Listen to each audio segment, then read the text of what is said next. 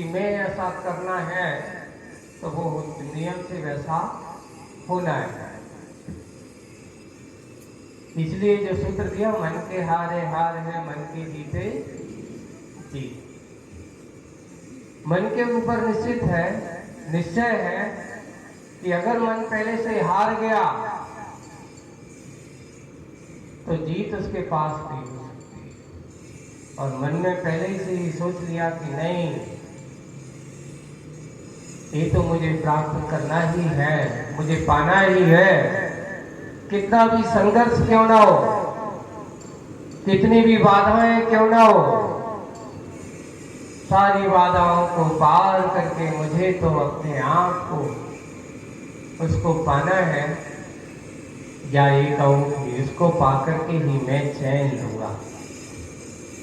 ऐसा ही माटी के मन में जो विकल्प चल रहे थे, जो बात हुई और सब शुभ संकेत मिल गए, है ना, आने के बाद शुभ संकेत मिल गए तो उसे विश्वास हो गया कि अब मेरा काम सफल होने वाला है, अब कोई बाधा नहीं है। और जब उसने धीर गंभीर उस शिल्पी को देखा जो कैसा है, बहुत गंभीर है, जिसका भाल तनाव से रहित है, विकारों से रहित है और अविकल्पी है, दृढ़ संकल्पी मानव। कल जो सूत्र दिया था आचार्य जी ने आप सबको लिखा, जो अविकल्पी है, जिसके मन में किसी के बारे में बुरा नहीं चलता, विकल्प नहीं, दृढ़ संकल्पी मानव, अर्थहीन जलपन अत्यल्प भी जिसे रुस्ता नहीं है। ज्ञानी जीव की पहचान बताई है, विकल्प कम और लक्ष्य की ओर दृष्टि, दृढ़ संकल्पी। फिर कहा बोलने में भी वही बोलता है जो सारभूत हो, निस्सारभूत वह नहीं बोलता, अर्थहीन वह नहीं बोलता, और बोलता भी है तो कितना बोलता, कम बोलता, अत्यल्प, बहुत कम की बोलता है, कम बोल करके सब कुछ कह देता है। उसमें यही सिद्धांत में जिसे रुस्ता नहीं है। ज्ञानी जन की पहचान, जहां लगता है कि ये व्यर्थ की बात है, मेरे मतलब की बात नहीं है, वहां उलझता नहीं है, वहां से निकल करके अपने आप को दूर कर लेता है, अपने आप को वहां से हटा लेता है। ऐसा वह कौन है? एक शिल्पी, उसका शिल्प कलकण के रूप में बिखरी माटी को नाना रूप प्रदान करता है। नाना रूप वो शिल्पी है जिसके माध्यम से वह माटी में नाना रूप दिया करता है। अब आज की क्लास आगे चलती है, पेज नंबर 27 है, और आगे उस शिल्पी की विशेषता और उसके बारे में कथन किया जा रहा है। वह है, सरकार उससे कर मांगती नहीं मांगती, सरकार उससे कर नहीं मांगती, क्योंकि इस शिल्प के कारण चोरी के दोष से वह सदा मुक्त रहता है। यानी कुंभकार जो है, वो शिल्पी जो है, माटी को नाना रूप देता है और नाना रूप देकर के वो धंधा पानी करता है, पैसा कमाता है, पैसा उसके पास आता है, पर उसके पैसे से जो संग्रहित करता है, सरकार उसके पैसे से कभी कर, है ना, जैसे पैसा आज लोग बड़े बड़े धंधे वाले करने वाले हो, टैक्स देने वाले हो, हर काम करोगे तो आपको टैक्स लगेगा। कुंभकार कितना भी बड़ा काम करे और धरती पे उठाए वहां से ले, पर उसको टैक्स नहीं लगता। हाँ, ये बात जरूर हो सकता है। आज के समय में बहुत बात आ रही है तो कुंभकार बनाएगा, बेचेगा, उसको तो टैक्स नहीं लगेगा। लेकिन बड़े बड़े लोग जो उसको धंधा उससे लेकर के फिर धंधा करेंगे तो जरूर उसको फिर क्या लगेगा, टैक्स। व्यापार की दृष्टि से हो जाएगा, है ना, ऐसा धंधा हो जाएगा। तो हो सकता है ऐसा आज की वर्तमान परिस्थिति में, जिस समय मुख माटी लिखी गई होगी उस समय ऐसा कोई प्रावधान। अब आप लोग जीएसटी के समय के हो, जब जीएसटी नहीं चलती थी, जब आचार्य श्री का 84 में मुख्यमाटी पूरी फाइनल की थी, जब तो इतने कर होते नहीं थे, कर तो होते थे, इनकम टैक्स होता था, सेल टैक्स भी होते थे, और आज तो सबके टैक्सों के ऊपर एक जीएसटी कर दो तो सब टैक्स हो जाते है ना। तो अब वर्तमान परिस्थिति और कर की परंपरा है, टैक्स की परंपरा है, ये आज की नहीं है देने की, ये राज्य शासनों से भी है, पुरानी है। और ये सारे के साथ, चाहे वो राजनीति हो, चाहे सरकार लोकतंत्र हो, बिना कर व्यवस्था के कोई भी सरकार चलती नहीं है। और सरकार का वही है जो कर लेकर के अपने आप का कार्य करता रहे, उसका नाम सरकार है। राजनेता जो होते थे, राजनीति भी जो होती थी, राजा लोग भी होते थे, कितना भी धन संपत्ति वैभवशाली राजा क्यों ना हो, आखिर उसको भी प्रजा के हाथ सामने क्या करना पड़ता, लाओ भाई, मांगना तो उसे भी पड़ता है। तो ये बात अलग है कि मंगवा तो वो अपने कर्मचारी से है, लेने वाले उनके अपने सामंत आदि होते थे, जमींदार होते थे, और एरिया के सब कुछ अलग अलग होते थे, व्यवस्थाएं पहले अलग अलग होती थी, पर जाता कहाँ था, सारा कोष में ही जाता है। ऐसी ही व्यवस्थाएं सरकार भी उससे कभी कर नहीं मांगती। ऐसा वह शिल्पी है, काम धंधा करने वाला है,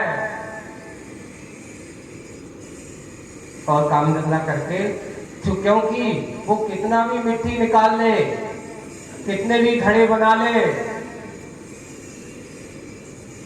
उसको कभी चोरी का दोष नहीं लगता। अपने यहाँ मुनि महाराज को अचोरी महाव्रत है उनके पास, है? मुनि महाराज के पास, मुनि महाराज के पास अचोरी महाव्रत है। वो बिना मांगे किसी की रखी हुई भूली हुई चीज को कभी लेते नहीं, लेकिन उसमें दो चीजों पर कभी टैक्स नहीं लगाया, किसी का अधिकार नहीं होता। मूलाचार में लिखा, जल मृतिका, और उसमें छडाला वालों ने जो पंक्ति में दिया है आपको, जल मृतिका और कछुना गहे अदत्ता। एक पानी पर किसी का अधिकार नहीं होता, नदी बहती हुई जा रही है, सागर है, कोई भी पानी ऐसा है जहां बह रहा है उस पर किसी का अधिकार नहीं होता। जल और माटी, जल और माटी, इनके लिए कभी किसी से पूछने की जरूरत नहीं है। लेकिन वो भी ध्यान रखना, कौन सी, जिस पर किसी का स्वामित्व नहीं है उस माटी का। नहीं तो तुम कह दो तो भैया ये तो आनंद को खेत है, क्या पूछ रहे हैं, तुम पे तो हमारा अधिकार है। ऐसा नहीं है। अगर वो जमीन जायदाद किसी की है, तो अगर तुम्हें चाहिए है तो बिना पूछे उस माटी का एक ढेला भी नहीं उठाना चाहिए, क्योंकि उसमें चोरी का दोष लगेगा, उसमें चोरी का दोष लगेगा। लेकिन वो जमीन जिस पर कोई सरकार का ही, राजा की है या कोई सब सामान्य प्रजाजन की है, जिस पर किसी का कोई अधिकार नहीं है, उस मिट्टी को लेने वाले भी मुनि महाराज भी अगर हाथ धोने की जरूरत पड़ गई, पहले तो उनको घर बनाना नहीं है, अगर बताओ महाराज को पढ़े की जरूरत तो काय की पड़ेगी, पानी की जरूरत पड़ेगी तो काय की, आहार चर्या के लिए तो व्यवस्था आप लोगों के पास है ही। अब रहेगा काम तो हो सकता है कभी जंगल आ नहीं जाए तो हाथ की शुद्धि करना हो तो हाथ धोने के लिए मिट्टी है, राख है, ऐसी चीज अगर कहीं पड़ी है तो उनसे अपनी वो शुद्धि कर लेते हैं। इसलिए ये जो बात कही है, मिट्टी को कर से मुक्त क्यों रखा, क्योंकि इस पर सरकार भी अपना अधिकार नहीं जमा सकती। इसलिए जल में टिका बिन और कछु न गहे अदत्ता, इनको बिना दिए बिना मांगे ले सकते हैं, पर ऐसा नहीं। आज ये जो वर्तमान में चल रहा है तो भैया सरकारी जमीन है, ये तो कहा है कि इसमें कुछ नहीं है, अब रोड बनाना है तो का पूछने, ऐसा भी नहीं है। कितनी उसकी भी सीमा मर्यादा की है। अगर घड़ा बनाना है तो उसकी मिट्टी अगर खोदता है तो उसके लिए कोई दिक्कत नहीं है। कोई ऐसा कुंभकार है वो उतनी देगा जितना उसका अपना काम हम दे, ऐसा नहीं कि बहुत बड़े बड़े आज तो उद्योग हो गए। अभी अपन लोग जंगल जाते देखते हैं, बड़े बड़े भट्टे लगे हुए हैं ईंटों के, पूरी सागर की सप्लाई। तुम कहो कि यहाँ पर वो नहीं करेगा तो वो अगर सरकारी जमीन खोद खोद खोद करके तो सरकार वहां तो रोके कि भैया ये क्या कर रहे हो, ये सरकारी जमीन पर ये नहीं चलेगा। और एक और बात है, आपकी कितनी भी जमीन हो, नियम आप लोगों ने भारतीय संविधान उठा के देख लेना, अगर आपने जमीन ली है तो जमीन पे ज्यादा से ज्यादा कुएं खोदने को छोड़ करके, अगर कुआं किए आपने, उन्होंने लिखा है कि 8 से 10 फीट तक का ही आपका उस पर अधिकार है, उससे ज्यादा अधिकार तुम्हारा नहीं है कि तुम खोदते चले जाओ नीचे। एक रूल होता है, एक नियम होता है, तुम कितने ऊपर बना सकते हो, कितने नीचे बना सकते हो। इसलिए परमिशन वगैरह जो होती है वो इसीलिए बनाई गई है, ऐसा नहीं कहीं तो पूरा नीचे खोद डालेंगे। तो वो भी जमीन जायदाद के लिए एक आवासीय भूमि अलग है, एक खेती की भूमि अलग है। खेती की भूमि के लिए कहा से 4 से 5 फीट से नीचे का अधिकार तुम्हारा नहीं है, कुआं खोदने को छोड़ कर दिया, या बोरवेल वगैरह पानी निकालो उसके लिए अलग छूट है, लेकिन पूरा का पूरा वो बना दो तो नहीं। कई तरह तरह के नियम बनाए गए, तो यहाँ उसको चोरी का दोष नहीं लगता। वैसे ही आप लोगों को भी यही संबोधन के रूप में कि मिट्टी को उठाओ तो चोरी का दोष, लेकिन अगर किसी का उसको पहले से अधिकार है तो बिना पूछे नहीं उठाना। एक बार का आपको प्रसंग सुनाते हैं। आचार्य श्री का हम लोग गुजरात यात्रा में आचार्य श्री के साथ में बिहार करते हुए वापस आ रहे थे, और भरूच के पास एक गांव में उस दिन आहार चर्या सुबह सुबह थी। आचार्य श्री से गए, अब देख रहे थे कि जंगल जाना है, पूरा संग था। अब पूरा संग था तो कुछ श्रावक लोग आए उस समय, सूरत वाले हमारे ओम प्रकाश जी उनकी टीम हो गए, बहुत सारे लोग थे, सूरत वाले बिहार करा रहे थे। तो जंगल जाना था तो उन्होंने देखा कि एक खेत है, किसी का जमीन पे पड़ी हुई थी, महाराज जी यहाँ जा सकते हैं। तो आचार्य जी खड़े होकर उससे पहले पूछा, ये तो बताओ तुमने खेत वाले से बात, किसका खेत है, बात की कि नहीं की? देखिए संयोग, देखिए उस दिन ऐसा कभी नहीं पूछे पर ऐसे अगर सरकारी होता है। उस दिन आचार्य सिंह ने उस से पूछा भी, देखो पूछ लिया अरे वो सब पूछ लेंगे, आप तो जाइए, कुछ नहीं होगा, मेरे सब बात हो गई है, मैं सब बात कर लूंगा। आदर्श जी फिर भी संकोच करते हम लोग, नहीं ऐसा नहीं है। फिर पूछ लिया, तभी एक और दूसरा व्यक्ति आया गांव का, उससे कहा कि भाई ये खेत किसका है? बोले कि खेत हमारा तो नहीं है।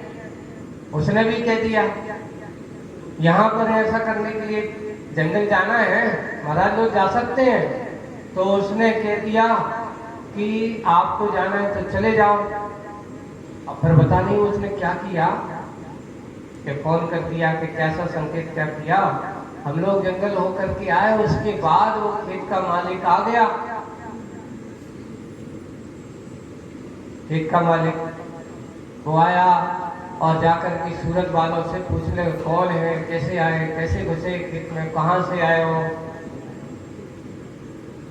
तो बोले कि कुछ नहीं, साधु महाराज हैं। बोले कि उनसे मुझे विकल्प नहीं, लेकिन पूछना चाहिए।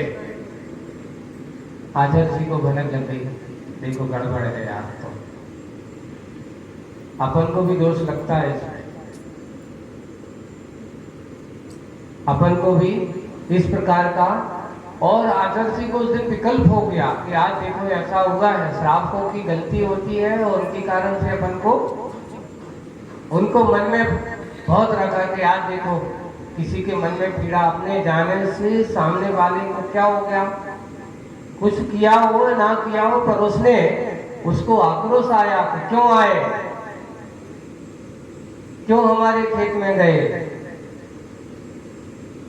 इसका विकल्प उनके मन में दिन भर चलता रहा। और अगली बार जब भी हो, श्रावकों को उन्होंने बुलाया आचार्य जी, और उनको विकल्प हुआ, उन्होंने उनको थोड़ा सा कहा, आप लोग गलती करते हो, ऐसा नहीं है, जहां व्यवस्थाएं होती हैं। तो ऐसा ही प्रसंग जब आचार्य जी से आए और पूछा कि आचार्य जी कभी परिस्थितियां ऐसी हो जाएं जहां कोई व्यवस्था नहीं हो, तो फिर क्या कर लेना? देखिए कि कुछ भी हो जाए, अपने यहां अपनी जगह पर अगर जगह ना मिले, अपन को, हम लोगों से कहा, कभी भी किसी की बिना अगर अनुमति हो तो जबरदस्ती किसी के खेत में कभी नहीं घुसना। पहले उससे पूछो, बिना अनुमति के आगे बढ़ना नहीं चाहिए। ये हमारे लिए अपना अचौरी महाव्रत है। अगर कोई आकर के रोकता है, उसको आक्रोश होता है, तो वहां जाना ठीक नहीं है। वही बात, यहाँ किसी को इस प्रकार के पानी और मिट्टी पर किसी का अधिकार, जो किसी का स्वामित्व किसी का नहीं, जैसे जंगल है ये सार्वजनिक है, सरकारी संपत्ति है? और बड़ी बड़ी जैसे नदियां हैं, बहता हुआ पानी है, ये किसी की संपत्ति नहीं होती। नाला है, तालाब है, अब हो सकता है किसी ने अपनी जमीन पर तालाब बनाया हो, वो वाला उसको छोड़ दो, है ना। समुद्र है, इसके पानी पर किसी का अधिकार नहीं होता है, ऐसा पानी, झरने का पानी। एक दूसरा, जब हम लोगों ने चर्चा की आचार्य जी पहले चौथे काल में, जब मुनि महाराज, देखिए मुनि महाराज जंगलों में रहते होंगे, तो वहां कौन सा श्रावक उनकी कमंडल में पानी भरने जाता होगा? शाश्वत पानी भरने जाता होगा, बताओ। तो बोले कि तुम पंचम काल के महाराज हो, इसलिए तुम्हारा दिमाग कैसा चल रहा है। पहले तुम चौथे काल के बन के बताओ, जंगलों में रह के बताओ।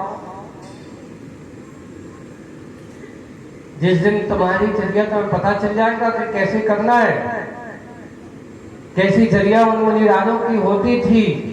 अरे भाई, वे मासोबासी महाराज, कई बार तो उनको कमंडल के जल की जरूरत ही नहीं पड़ती होगी, महीनों पास में बैठ जाते ध्यान में। और ऐसे ऐसे मुनि महाराज होते थे, आहार तो लेते थे पर महीनों निहार भी नहीं जाते थे, मलमूत्र विसर्जन भी नहीं करते थे, जैसे तीर्थंकर भगवंत होगा। वो आहार तो लेते पर उनका कभी निहार नहीं होता। बचपन से ही विशेषता होती है तीर्थंकरों की, खाते पीते सब कुछ है पर वो उनकी कभी निहार नहीं होता। ये तीर्थंकरों की विशेषता होती है। ऐसे ही जब ऐसे महान रीतिधारी मुनि महाराज होते होंगे और जिनको होता होगा तो फिर कोई महाराज तो होते होंगे ऐसे, तो बोले कि झरने पर किसी का अधिकार नहीं होता, बहता हुआ पानी है, तो बहते हुए पानी को अनछना नहीं कहा जाता। प्रासुप ऐसा, उसमें भी व्यवस्थाएं अलग अलग होती। धूप लग रही हो, झरने का पानी गिर रहा हो, ऐसा पानी अगर मिलता है तो कोई दिक्कत नहीं, लेकिन रुका हुआ पानी, ऐसे पानी में जीवोत्पत्ति प्रासुप पानी है। अब बात वहीं पे आई तो बात तो ऐसा भी हो सकता है। देखो अभी तो मत करना, ऐसा मत कर, तुम विधान मत बना लेना। क्या कहा? नहीं तो तुम कहो कि महाराज उस समय तो रहते, तुम चौथे काल के नहीं हो, तुम भवनों में रहने वाले हो, धर्मशाला में रहने वाले हो, संत निवास में रहने वाले हो, इसलिए तुम्हारे लिए भी ये विधान नहीं था। नहीं तो तुम अपना राग विमान अलग से अपना निकाल लो। इसलिए आचार्य श्री कहने के पहले सबसे पहले हिदायत दे देते हैं कि ये विधान जो है वर्तमान की अपेक्षा, उस समय की अपेक्षा, यहाँ वह भी शिल्पी बहुत ईमानदार है, चोरी आदि नहीं करता, किसी प्रकार के चोरी आदि शिल्प कला में उसको किसी चोरी का दोष उसको नहीं लगता। आगे और क्या हो रहा है? अर्थ का अपव्यय करना तो बहुत दूर, उस शिल्पी के द्वारा अर्थ का अपव्यय करना तो बहुत दूर, अर्थ का व्यय भी यह शिल्पी करता नहीं। बहुत बड़ी बात आ रही है आप लोगों को। वह अर्थ का व्यय करता भी नहीं, यह शिल्प कला करता नहीं, वह बिना अर्थ शिल्पी को यह अर्थवान बना देता है। देखो मिट्टी खरीदने गया, नहीं गया, जाकर के लेकर के आया, पानी खरीदने गया, नहीं गया, लेकर के आया, बिना अर्थ के कोई भी उसने अर्थ व्यय नहीं किया, पर अर्थ नहीं किया पर श्रम तो उसने किया। बिना अर्थ के, बिना पैसा व्यय किए हुए शिल्प कला करता है, बिना अर्थ शिल्पी को अर्थवान बना देता है। युग के आदि से आज तक जो असीम कृषि, विद्या, वाणिज्य और शिल्प, इसे छठ कर्म दिए थे, उसमें एक शिल्प भी है ना? तो शिल्पी के माध्यम से सत्कर्मों में से शिल्प कला को माध्यम बनाया गया। युग के आदि में, युग के आदि में मतलब आदिनाथ भगवान के समय, ये सत्कर्म की शिक्षा जो दी गई थी, उस सत्कर्मों में शिल्प कर्म का वह यहाँ कर दिया। युग के आदि से आज तक इसने अपनी संस्कृति को विकृत नहीं बनाया, कभी इसने विकृत बनाने की कोशिश नहीं। बिना दाग है यह शिल्प और यह कुशल शिल्पी।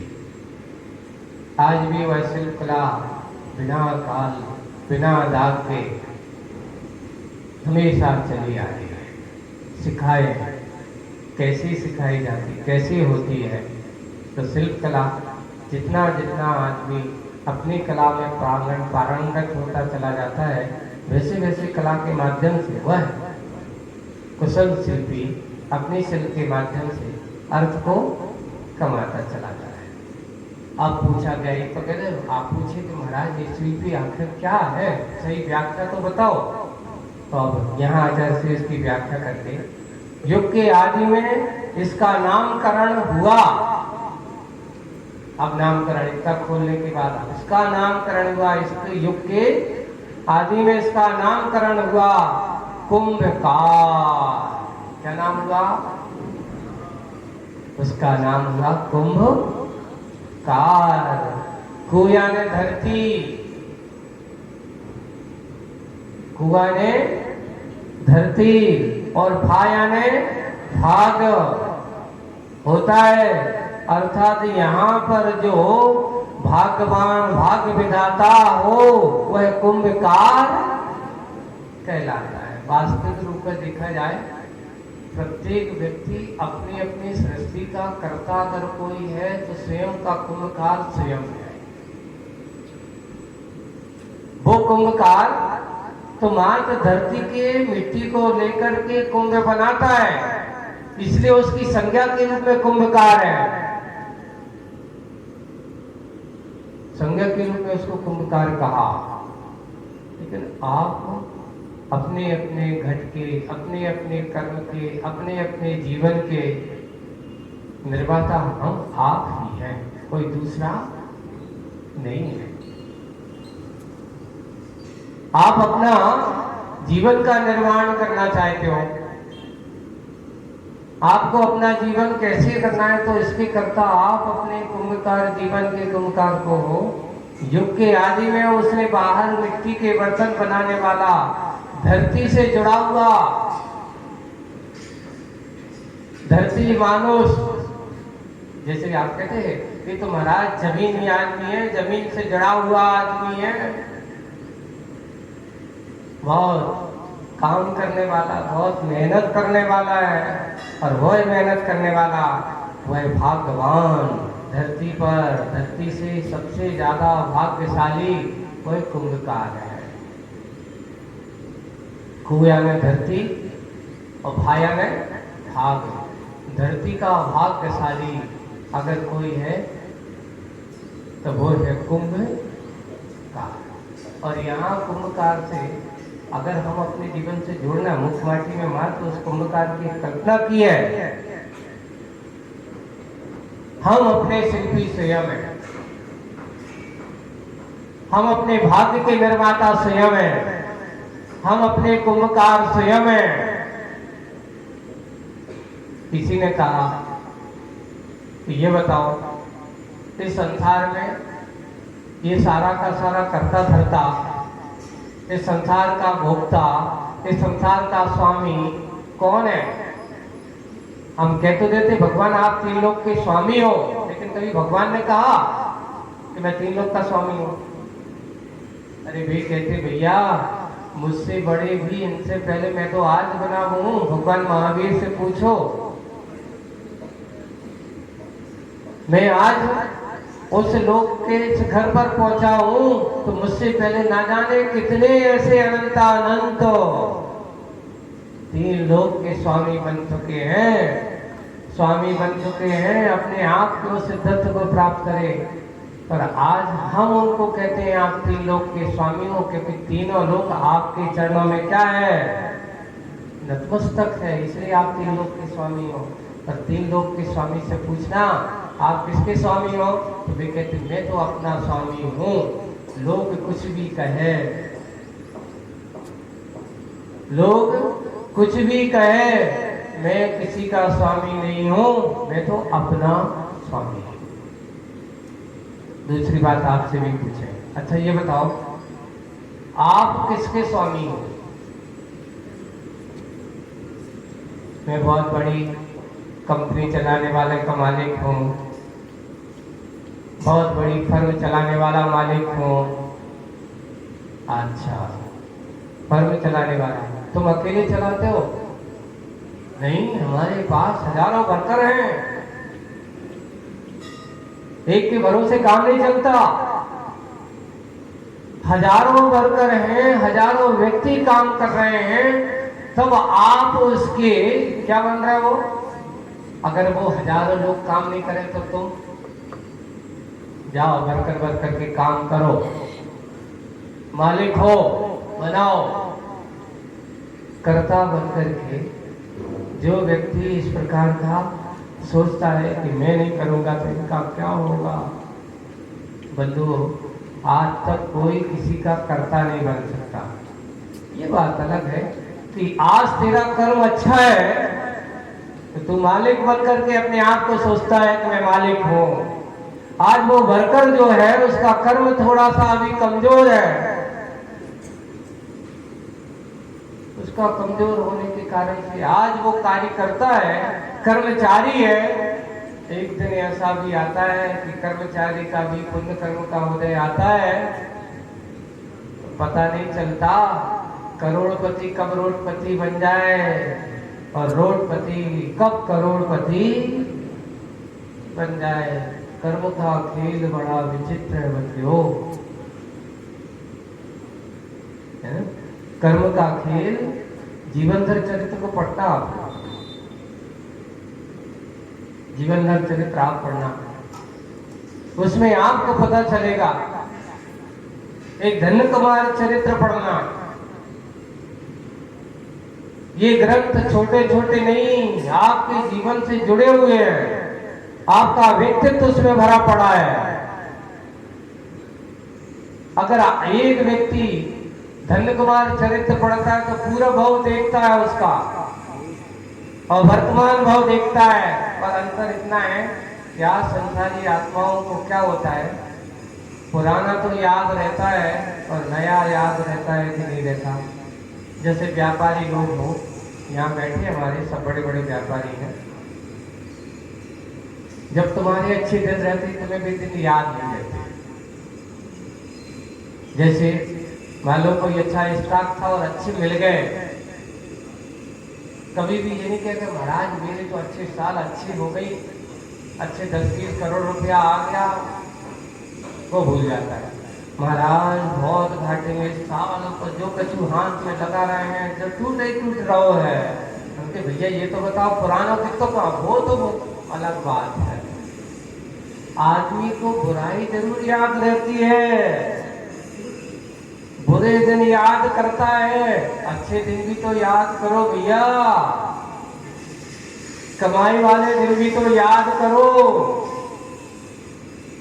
मां से बुरे को रोते रहोगे कि घाटो लग रहा है,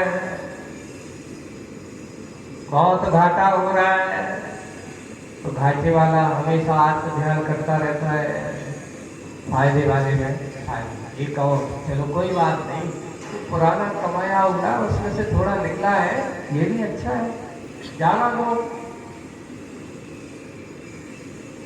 है ना, जाना दो, क्षमता रखो। आज मिला है, आज जा रहा है तो कभी आएगा। इसलिए एक बार आचार्य जी ने कहा था, देखो युद्ध और व्यापार दोनों हृदय पक्के करने वालों के होते हैं। युद्ध में कमजोर और कायर आदमी जाए तो वो लड़ नहीं सकता, और बड़े बड़े धंधे और बड़े बड़े व्यापार करने वाला पहले ही से सोचो कि घाटा हो गया तो वो कभी व्यापार कर नहीं सकता। इसलिए इसको करने के लिए आदमी को सबसे पहले तैयार होना चाहिए। वहां तो ये मत सोचना चाहिए कि फायदा होगा, घाटे के लिए भी तैयार रहना चाहिए, तभी व्यापार कर पाता है। यही नीति है, वही कुशल माना जाता है। युग के आदमी भाग्यशाली वही, कुंभकार वही, जो हम अपने अपने कर्मों के विचित्रता को देखें। आज मेरा घड़ा है, हो सकता असाता कर्म का उदय चल रहा है, अभी असाता कर्म का उदय आएगा, निकल जाएगा, ये भी जाएगा, चिंता मत करिए, धीरज से उसको देखो, जानो, ज्ञाता दृष्टा बनो। आएगा जाएगा, महाराज जा ही नहीं रहो, कब तक रहेगा? हो सकता है इस भाव पूरा भाव निकल जाए, कोई भरोसा नहीं है। देखिए कर्मों की स्थिति अनुभाग सत्ता आपकी जैसी पहले टबड़ी हुई है, उस समय वह हमेशा आपके अनुसार, उसके अनुसार उसको प्रदान शक्ति देती ही रहती है। एक और है, यहाँ पर कभी भी जैसे आज वर्तमान के न्यायालयों में रिश्वत चल जाती है, वकील से सेटिंग हो जाती है, जज से भी सेटिंग हो जाती है और गलत निर्णय भी सही बन जाते हैं। ये हो जाते हैं। बाहर के न्यायालय में रिश्वत हो सकती है बंधु, लेकिन कर्म की अदालत में कभी रिश्वत नहीं चलती। वहां तो आपने अगर किया है, जैसा किया है, तो वो तो सत्ता में चला गया। अब वो सत्ता में पड़ गया है, आज नहीं कभी ना कभी उसमें का आएगा समय, इस भाव में नहीं आया। अपने अपने कर्मों का फल सबको, ये सिद्धांत बिल्कुल जैन दर्शन का, कोई किसी का कर्ता नहीं है। आप ही अपने कर्मों की कर्ता हो, तो आप ही अपने कर्मों के, कोई भोगने वाला भी नहीं। बताओ, हम सबको इतना करते हैं, सबको करोड़ों रुपया लाखों रुपया खर्च करते हैं, जब हमारे ऊपर कष्ट आया तो सब कहते भैया अब हम तुम्हारा कोई साथ नहीं दे सकते, कोई साथ नहीं देता। आप किसका साथ मांगना चाहते हो? कर्म से कहा था कि देख, जैसे आपने कथा सुनी होगी, कथा थी कि एक चोर था और वो डाकू चोर भी था, लूटपाट करना, चोरी करना उसका काम था। अब चोरी करना उसका काम था। एक दिन एक संत वहां से निकले और उन्होंने देखा कि हो सकता है आज दिन भर कछू नहीं मिला, आज तो इन्हीं को पकड़ो, कछू तो मिले, आज दिन भर तो कछू तो खर्चा पानी, और उनसे वो उनको रोका, जो भी हो निकालो।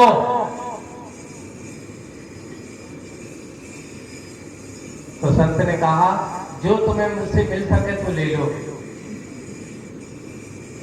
मान लो जैसे हम जैसे संतों के पास आ जाए, गुजारा हो गया, निकालो का है, ले लो। अच्छा तुम ले लो, हमारे पीछे लेके चले जाओ, कहाँ जाओगे?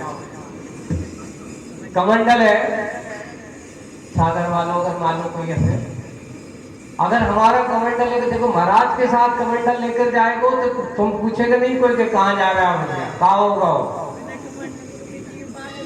और तुमसे कहें आज यहाँ से 1 किलो कमंडल लेकर तुम्हें कटरा में घूमने,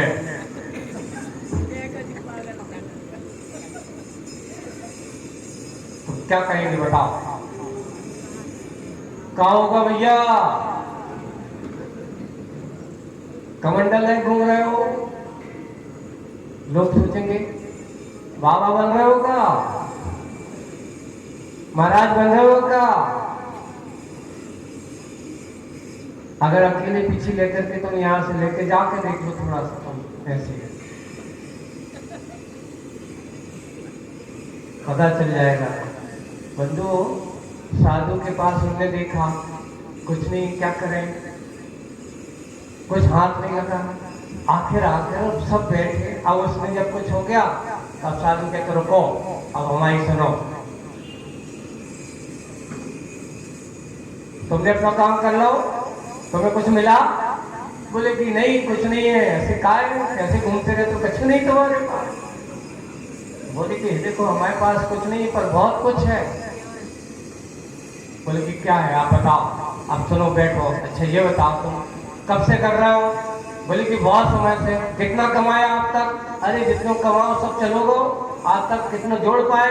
बोले कि 1 पैसा नहीं है, आज भी वही काम कर रहे हैं।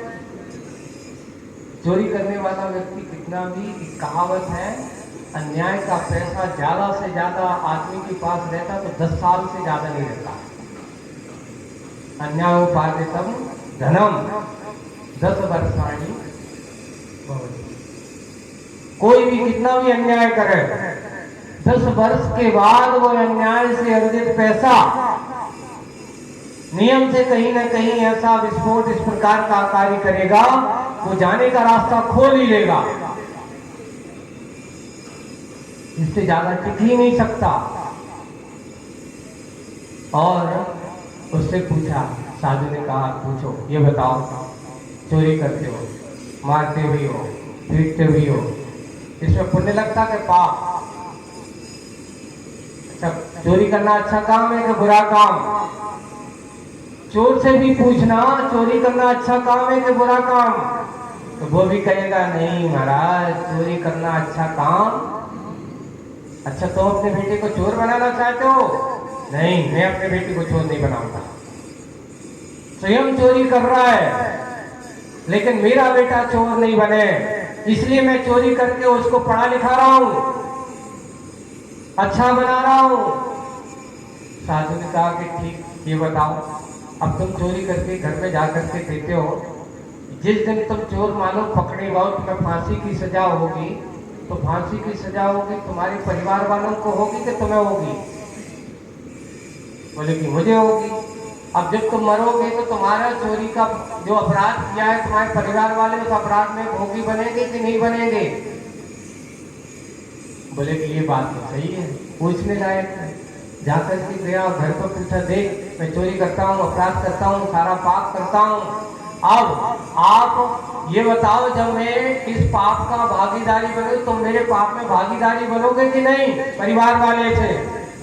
परिवार वाले कहते मुझे क्या लेना, तुम्हारा काम है। पत्नी कहती है पैसा लाओ, कहीं से भी लाओ, परिवार को चलाओ, आपने अगर लाए तो तुम्हारी जिम्मेदारी, मैं तुम्हारे पाप में भागीदारी क्यों बनूंगा? तो कहते बताओ, जिंदगी में कर रहा हूं, भी साथ नहीं है।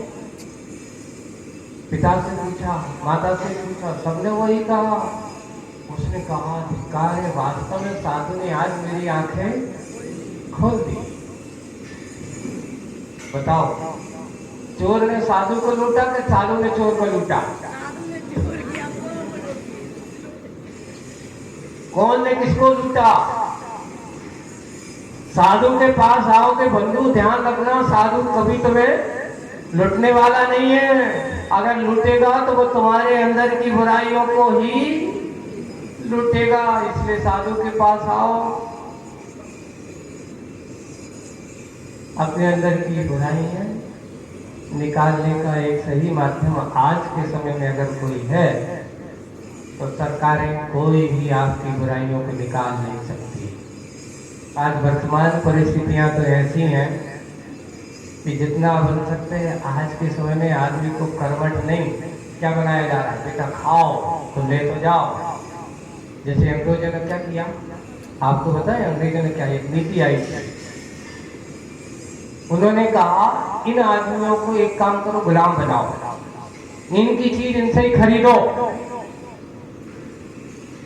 वो क्या करते थे, तुम्हारी चीज तुमसे ही खरीदेंगे, और फिर जब चीज नहीं रहेगी तो वही चीज तुम्हें बेचेंगे।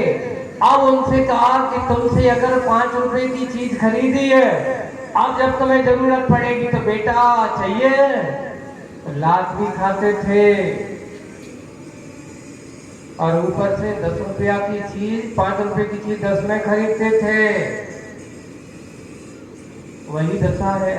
अभी एक बहुत अच्छा एक प्रसंग सुना था कि देखिए आज वर्तमान में एक सरकार का सबसे बड़ा एक तांडव कहना चाहिए, एक हरियाणा में का एक बहुत अच्छा वीडियो था कि शिक्षा के क्षेत्र में आजकल इतना वो गड़बड़ हो रहा है, कितना गड़बड़ था कि उन्होंने कहा कि जो बच्चा सरकारी स्कूल में पढ़ रहा है उसको 500 रुपया दे रहे हैं, है ना? अगर वो टैलेंट है, प्रतिभावान है, गौर करना, देखिए प्रतिभावान है, वहां से देखा अच्छा पढ़ने लिखने वाला है, अगर प्राइवेट स्कूल में जा रहा है तो उसके लिए स्कॉलरशिप के रूप में सरकारों ने क्या किया, 1000 रुपया दे रहे हैं। अब आप लोग ये तो बहुत अच्छा काम कर रहे हैं, आपको क्या लगता है तात्कालिक अच्छा काम कर रहे हैं? उन्होंने कहा ये अच्छा काम नहीं कर रहे, सरकार अपनी सरकारी मिशनरी या संपत्ति को नष्ट करने का एक सबसे बड़ा कार्य था, प्राइवेट संपत्ति को बढ़ाने का कार्य था।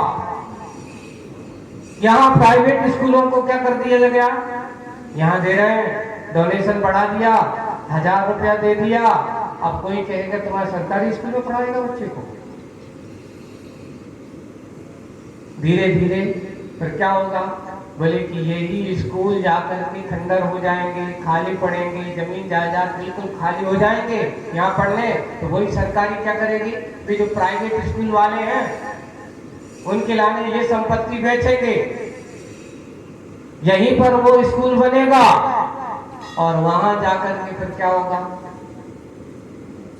प्राइवेट स्कूल चलेंगे। ये नीतियां हैं आज की सरकारों की। और लोग जनता करेगी अरे पैसा मिल रहा हो, ये योजना और वो योजना। आज आपको पराधीन बनाने का सपना दिखा करके लोग सोचते हैं कि मुझे बहुत सरकार, क्या सरकार अच्छी है, पैसा दे दिया इसने हमें। सरकारों के भरोसे बैठने वाला व्यक्ति हमेशा अपराधी रहता है। आज प्रलोभन की राजनीति हो रही है, हर जगह आदमी को प्रलोभन दिया जा रहा है और व्यक्ति मात्र पैसा उसको देखता है और उसको देख करके लोग सोचते हैं कि मुझे बहुत अच्छा हो रहा है, बहुत अच्छा हो रहा है। बेटा तुम ले तो लो हमसे आज, पर हम तुम्हें 4 की चमचा तुमसे नहीं निकलवाए तो हमारी सरकार नहीं। अभी एक दिन में बहुत अच्छा किया था, लिखा था कि मैं कह रहा हूं, उसने कहा कि आप हमारे घर में वो योजना आई बोले कि अभी ला, तो उसने कहा 1000 रुपया दे रहे हो आप हमें, एक काम करो हमें 1000 रुपया मत दो, हमारा तो गैस सिलेंडर 200 रुपया में देने लगो। बोले कि ये नहीं हो सकता, वो तो 1500 का नहीं 2000 का भी हो सकता है। क्यों, हमने तुम्हें 1000 देना, अब तुमसे कितने मांगेंगे वे? बेटा तुम इसके बिना तो जी नहीं सकते हो। वो काम जो करने लायक है वो नहीं हो रहा है, आदमी को दूसरा दिखाया जा रहा है। योजनाएं दिखा दिखा करके लोगों को प्रलोभन दे दे करके वही दशा है। यहाँ हम भाग्यवान बने हैं तो अपने आप को भाग्यवान बनाओ, अपने कर्म पर भरोसा रखिए, किसी दूसरे पर नहीं। पैसा, धन, संपत्ति, जो व्यक्ति अपने पर भरोसा रखता है वही अपने भाग्य को जगा सकता है। दूसरों के भरोसे बैठने वाला व्यक्ति कभी अपने भाग्य को नहीं जगा सकता। यहाँ पर भाग्यवान, भाग्य में विधाता हो वह कुंभकार कहलाता है।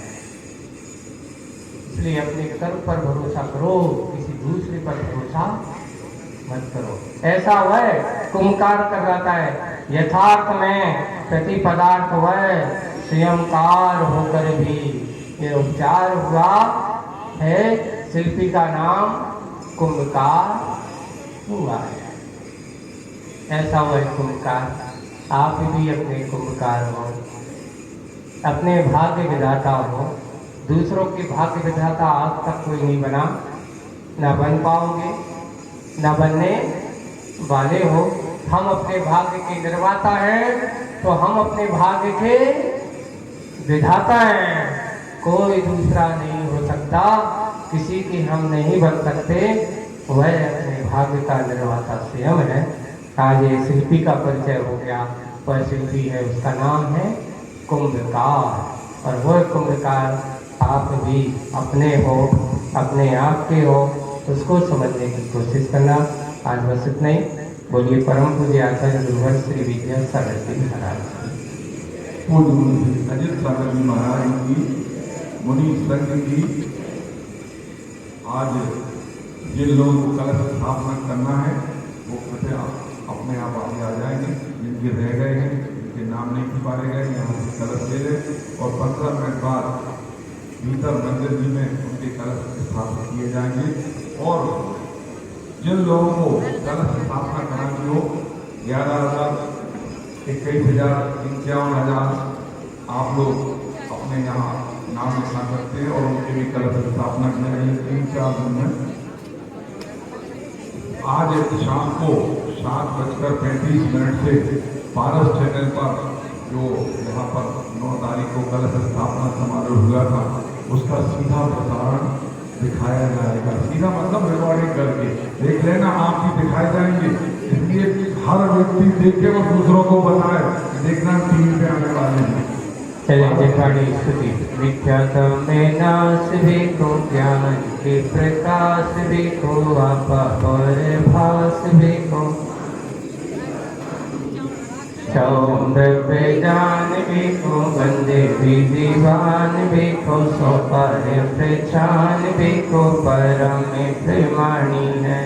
अनुभव बताए देखो, जीवों के जताए देखो, कौन सताए देखो, भव्य उर्वाणी है। जहाँ तहाँ तार देखो, पार के उतार देखो, सुख विस्तार देखो, यही जिनवाणी है। जवानी के ज्ञान से सूझे लोकालो, सोवाणी मस्तक नमूसरा देखो।